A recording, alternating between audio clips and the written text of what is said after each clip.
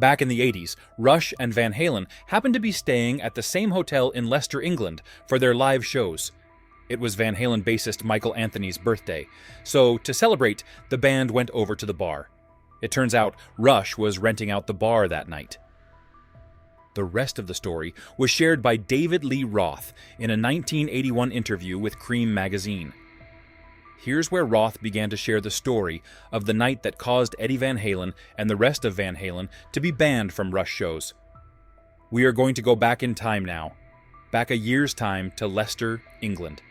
You're going to have to look that up. It's spelled with Annie or something. We just finished playing.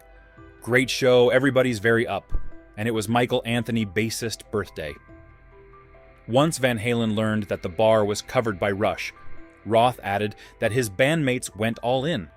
He recalled, "We'd come back to the bar, and Rush was staying at the same hotel, and as it turns out later, they'd rented the bar with all the booze in it, and our guys didn't know that, and they came in and said, 'What, free booze? Whoa!'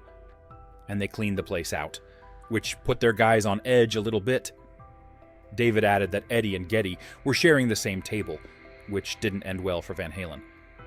The rocker explained, "Edward was sitting at the table with Geddy Lee, and they'd both been drinking a little bit, and Geddy was playing some Rush tapes on a tape recorder.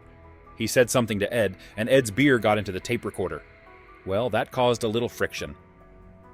A year later, the tape recorder incident led to Van Halen hearing the message from Rush loud and clear.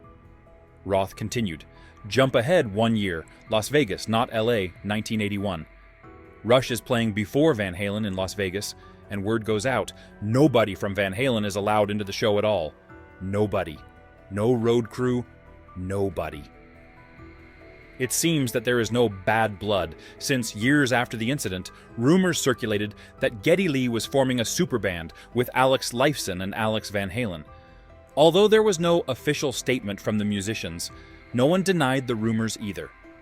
This incident has become a part of rock legend, illustrating the wild antics and competitive spirit of rock bands in their heyday. It also highlights the camaraderie and occasional friction that can occur between bands sharing the same space and lifestyle on the road. Despite the mishap, both Rush and Van Halen continued to enjoy successful careers, with their legacies firmly cemented in rock history.